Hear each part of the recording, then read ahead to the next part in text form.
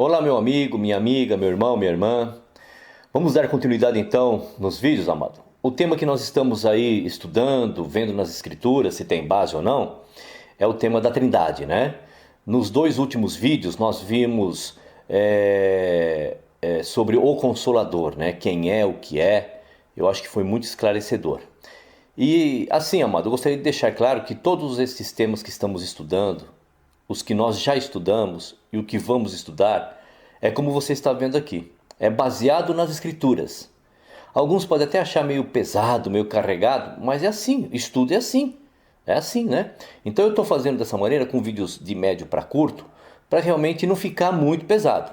Mas a intenção aqui é para que as coisas fiquem, pelo menos baseado na escritura, nas escrituras, esclarecidos, né? Existe realmente Trindade? O que é a Trindade, né? E hoje nós vamos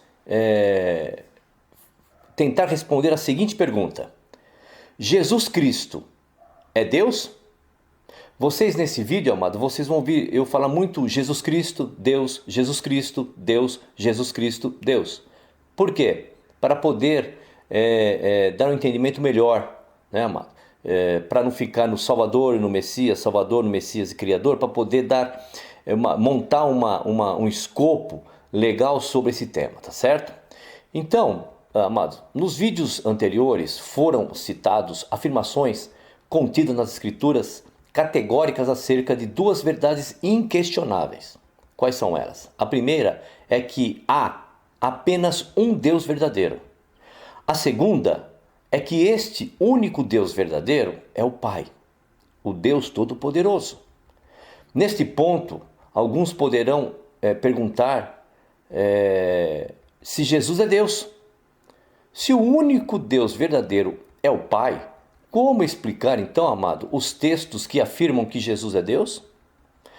Antes de responder a esta questão, é conveniente relembrar alguns textos que afirmam que existe um único Deus verdadeiro, qual seja o Pai. Vamos aos versos. Efésios capítulo 4, verso 6 diz assim: há um só Deus e Pai de todos, o qual é sobre todos e por todos e em todos. 1 Coríntios capítulo 8, verso 4 e a última parte do verso 6 diz assim: não há outro Deus, senão um só. Todavia, para nós há um só Deus, o Pai, de quem são todas as coisas e para quem existimos, e um só Senhor Jesus Cristo, pelo qual são todas as coisas e nós também por ele. 1 Timóteo capítulo 2, verso 5 diz assim: porquanto há um só Deus e um só mediador entre Deus e os homens, Cristo Jesus, homem. João capítulo 17, verso 3 diz assim: e a vida eterna é esta, que te conheçam a ti, o único Deus verdadeiro, e a Jesus Cristo, a quem enviaste. De fato, amados, os versos acima, além de afirmarem que existe um único Deus, afirmam também quem é este único Deus. Somos obrigados, amado, a admitir que, de acordo com estes versos, quando se fala a respeito do único Deus verdadeiro, não se está falando do Deus Trindade, nem do Salvador, mas sim do Pai. Dos 4 versos acima, os 2 primeiros, amados, identificam o único Deus como sendo o Pai, e os 3 últimos versos fazem uma clara distinção entre este único Deus, o Pai, e o Messias, o Filho.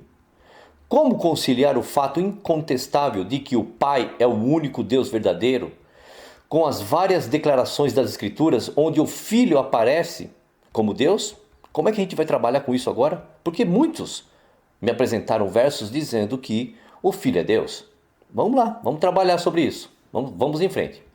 O Salvador usava o título Filho do Homem para se referir a si mesmo, certo? Vocês já devem ter visto isso nas Escrituras. Esta expressão aparece sendo usada pelo Messias mais de 80 vezes nos Evangelhos, meus queridos. Já a expressão Filho de Deus, juntamente com as variantes Filho do Deus vivo, Filho do Deus Altíssimo e de Deus, Filho, é sem dúvida, amado, a mais utilizada no Novo Testamento para designar o nosso Salvador. Há mais de 100 referências no Novo Testamento onde o Messias é identificado como o Filho de Deus. No entanto, há algumas poucas referências onde o Salvador é chamado de Deus. Vamos citar algumas dessas referências aqui agora. Vamos lá. João capítulo 1, verso 1. Famoso, né? Vamos lá. No princípio era o Verbo, e o Verbo estava com Deus, e o Verbo era Deus. Isaías capítulo 9, verso 6 diz assim: Porque um menino nos nasceu, um filho se nos deu. O principado está sobre os seus ombros, e o seu nome será Maravilhoso Conselheiro, Deus Forte, Pai da Eternidade e Príncipe da Paz. Romanos, amado, capítulo 9, verso 5 diz assim: Deles são os patriarcas, e deles descendem Cristo, segundo a carne, o qual é sobre todos, Deus bendito eternamente. Hebreus capítulo 1, verso 8 diz assim: Mas do Filho diz: Ó Deus, o teu trono subsiste pelos séculos dos séculos. A aparente contradição, amado, entre os versos que apresentam o Pai como o único Deus e os versos que mostram o Filho de Deus com o título Deus, desafia tanto os trinitarianos como os não trinitarianos, amado. Desafia, é um desafio. Por quê? Temos versos que dizem que o único Deus verdadeiro é o Pai, e agora temos versos mencionando o Filho como Deus. A fim de entendermos, amado, que não existe qualquer contradição nas Escrituras a este respeito, devemos entender qual é ou quais são os significados da palavra Deus. Estamos falando de Bíblia, né? Em que circunstâncias, amado, e para quem as Escrituras atribuem a expressão Deus? Para quem? Para facilitar, amado, nossa compreensão a respeito da palavra Deus, vamos partir do conhecido para o desconhecido, mostrando os possíveis significados da palavra homem, para posteriormente analisarmos o significado da palavra Deus. O que significa a palavra homem? Vamos ver. Uns poderão definir homem como um adulto do sexo masculino. Esta definição está correta quando consideramos uma interpretação restrita, stricto sensu. No entanto, é possível interpretar o termo homem de forma ampla, abrangente, lato sensu. Quando dizemos que o homem tem destruído a natureza, estamos nos referindo ao gênero humano, à raça humana. Quem? Homens e mulheres. Portanto, amado, é possível usar a palavra homem num sentido restrito, significando adulto do sexo masculino, ou no sentido amplo, significando ser humano. Amado, gostaria de pedir a você que você realmente prestasse bem atenção nesse vídeo sobre se Jesus realmente é Deus, se o Filho é Deus, se o nosso Salvador é Deus, porque vai requerer um pouquinho de atenção, de muita atenção da sua parte, porque é difícil? Não, é porque são detalhes. E se você perder o detalhe aqui no discorrer do que nós estamos falando, você vai ter que voltar. Tá bom, amado? Então nós estamos vendo aqui que podemos chamar homem, antes de entrar nas escrituras do que significa e para quem é dirigido a palavra Deus, o que significa e a quem é dirigido, nós estamos brincando um pouquinho com a palavra homem. Então nós vimos até agora, que a palavra homem, ela pode ser usada somente para o gênero masculino, um adulto do sexo masculino, como também podemos usar a palavra homem de uma maneira ampla, dizendo sobre a humanidade. Quando nós dizemos assim, o homem está acabando com a natureza. É só o homem? Não, o homem é a mulher, Então, amado, tendo agora esse princípio de atenção, isso que nós falamos da palavra homem, tendo isso em mente, amado, tente responder a seguinte pergunta. Vamos lá. Eva foi homem? A resposta depende do quê? Da abrangência em que estou considerando para o termo homem. Se estivermos, amado, considerando o termo homem no sentido restrito, então a resposta será não, negativa. Eva não é homem, porque nós estamos falando de uma maneira restrita, Agora, amado, Eva não foi homem, mas foi o quê? Mulher. No entanto, se o sentido amplo da palavra homem for adotado, então Eva pode ser um homem, uma pessoa de natureza humana, como citado lá em Gênesis capítulo 5, verso 1 e 2. Vamos lá? Diz assim: No dia em que Deus criou o homem, à semelhança de Deus o fez. Aí vem, ó, macho e fêmea os criou, e os abençoou, e os chamou pelo nome de homem, no dia em que foram criados. Perceberam, amado? Né? É claro que a palavra homem neste verso tem o significado amplo, abrangente, significa o quê? Ser humano, como está escrito ali, certo? Então, no sentido restrito, apenas Adão era homem, restrito, só Adão, porque Eva era mulher. Mas no sentido abrangente e amplo, ambos foram chamados de homem. Mas como vimos lá, se a palavra homem for dada um sentido amplo, é possível considerar Eva como homem. Da mesma forma, a palavra Deus, amado, pode assumir um significado restrito ou amplo. Está vendo como é maravilhoso, amado, as Escrituras? Né? No sentido restrito, é correto dizer que apenas o Pai é Deus. Assim como dissemos que só Adão é homem, no sentido qual restrito. A palavra Deus, no sentido amplo, pode significar ser de natureza divina, assim como o homem, no sentido amplo, significa de natureza humana. Consegue compreender, amado? Se está ficando um pouquinho difícil, volta o vídeo, vai voltando e corre de novo. Vamos lá, neste caso, amado, então, é correto dizer que o Messias é Deus, no sentido amplo, não no sentido restrito. Vamos ver para frente. Vocês vão ver que eu não estou falando besteira. Isso eu estou afirmando baseado nas Escrituras, tá bom? Portanto, amado, não há contradição entre o que Paulo escreveu lá em 1 Coríntios capítulo 8, verso 6, e o que Isaías e João escreveram lá, Isaías 9, verso 6 e João 1, que nós já lemos lá. Paulo usa o sentido restrito da palavra Deus, aplicando-a única e exclusivamente ao Pai. Sentido restrito, não é isso, amado? Já Isaías e João utilizam-se do sentido amplo da palavra Deus, aplicando ao Filho de Deus, pois estão se referindo à sua natureza. Amados, vocês estão conseguindo separar as coisas, amado? Vamos dar uma pequena recapitulada. Nós estamos tentando saber aqui se Jesus é Deus. Mas antes de nós respondermos essa pergunta, a gente tem que saber o que significa a palavra Deus. Aí nós entramos no contexto da palavra homem. Nós vimos que a palavra homem pode ser utilizada como gênero humano, um ser humano. Nós vimos lá em Gênesis, né? Eu não estou falando de uma maneira fora das Escrituras, certo?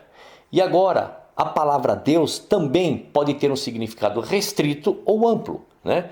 Quando a palavra Deus é usada para o nosso Salvador, é no sentido amplo. E quando é usada para o nosso Criador, é no sentido restrito. Porque parece que tem uma contradição. Porque uma hora, nós vimos até agora que o único Deus verdadeiro é o Pai. E agora nós estamos vendo passagem onde diz, nós já lemos, que o nosso Salvador, né, Jesus, vamos dizer assim, também é Deus. Certo? O título Deus no sentido amplo, vamos dar uma estudada nisso. O que significa o sentido, né, a palavra Deus no sentido amplo. Amado, é natural que nesse momento umas pessoas que estão assistindo esse vídeo contestem esta dupla possibilidade de interpretação do título Deus, pois sempre recebemos uma orientação trinitariana onde a distinção entre o sentido amplo e o sentido restrito para o título Deus não existe. Né? Deus é Deus, falou que é Deus, é Deus. Então, para nós que tivemos a cultura aí trinitariana dentro do sistema, fica difícil, mas vai devagar, vamos lá que a gente chega lá. Na cabeça, amado, de um trinitariano, a palavra Deus tem apenas um significado, o sentido restrito, e aplica-se à entidade coletiva formada por 3 pessoas. Né? Já vimos, já estamos vendo. Pai, Filho e o Espírito Santo. Quando fala Deus, vem essa conotação de 3 pessoas, né? Pai, Filho e Espírito Santo. A melhor forma, amado, de nos convencermos da abrangência de interpretação do título Deus é buscarmos nas Escrituras exemplos onde tal termo foi usado no sentido amplo. E tem, amado. Vamos lá. Para tanto, vamos relembrar um episódio da vida do Salvador onde ele foi acusado de blasfêmia pelos judeus. Vamos lá. O nosso Salvador, amado, após dizer eu e o Pai somos um, lá em João capítulo 10, verso 30, os judeus pegaram em pedras para o apedrejar. O Messias então perguntou, lá em João capítulo 10, 32 diz assim: muitas obras boas da parte de meu Pai vos tenho mostrado, por qual destas obras ides apedrejar-me? A resposta dos judeus, amado, mostrou a má interpretação deles a respeito da declaração do Messias: eu e o Pai somos um. E não só os judeus lá, né? Os líderes e tal, tudo mais. O mundo hoje interpretam de uma maneira completamente errada esta frase do nosso Salvador: eu e o Pai somos um. Os judeus responderam o seguinte então, né? Quando ele fez essa pergunta, por qual das obras que ele estava fazendo que ele ia ser apedrejado. Olha a resposta, presta atenção, amado. João capítulo 10, verso 33 diz assim: não é por nenhuma obra boa que vamos apedrejar-te, mas por blasfêmia, e porque, sendo tu homem, te fazes Deus. Diante, amado, desta acusação, o Salvador teria somente duas opções. Ele foi acusado: olha, nós não vamos te apedrejar por causa de alguma obra boa, não, é porque você se diz Deus. Aí o Salvador não teria escapatória a não ser duas. Vamos lá. Ou afirmaria que era Deus dizendo: sim, sou Deus. Ou negaria dizendo: não sou Deus, sou apenas um homem. Perceba que a resposta do Salvador será crucial para o nosso entendimento desse assunto. O que o Messias, amado, tem a dizer? É ele Deus ou não? É neste momento, amado, que o Salvador fez referência ao Salmo capítulo 82, verso 6, onde a palavra Elohim, Deus, é usada de forma abrangente, lato sensu. A resposta do Salvador, amado, foi brilhante e bem esclarecedora. Vamos ver? João capítulo 10, verso 34 a 36 diz assim: tornou-lhes Jesus: não está escrito na vossa lei? Eu disse: vós sois deuses? Se a lei chamou deuses aqueles a quem a palavra de Deus foi dirigida, e a escritura não pode ser anulada, aquele a quem o Pai santificou e enviou ao mundo, dizeis vós, blasfemas, porque eu disse, sou filho de Deus? Percebe, amado, como está escrito isso? O argumento, amado, do Messias para se defender da acusação de blasfêmia constitui numa citação do Salmo 82, verso 6, onde o termo Deus é usado de forma abrangente. A lógica por trás da defesa do Salvador era a seguinte, vamos raciocinar. Se a palavra hebraica amada, Elohim, que é Deus, foi usada de forma abrangente quando atribuída a seres humanos, por que o Salvador estaria blasfemando ao dizer que era apenas filho de Deus? Note, amado, que além de mostrar que o termo Deus poderia ser usado de forma abrangente, o Salvador termina sua resposta reafirmando sua posição de filho de Deus. Ou seja, em nenhum momento, amado, o Messias afirmou que era também Deus, embora pudesse fazê-lo de forma abrangente como vimos. Esclarecedor demais, não é isso, amado? Afirmou apenas que era o Filho de Deus. O nosso Messias, em maneira alguma, nesta resposta, ele se pôs como Deus. Amado, meu objetivo ao citar o episódio de João capítulo 10 foi mostrar que o Salvador tentou trazer à mente dos judeus o sentido amplo da palavra Elohim, traduzido como Deus. E é o que eu estou tentando fazer também com vocês aqui. O Salvador lançou mão das Escrituras, onde a palavra Deus referia-se a seres humanos mortais, amados.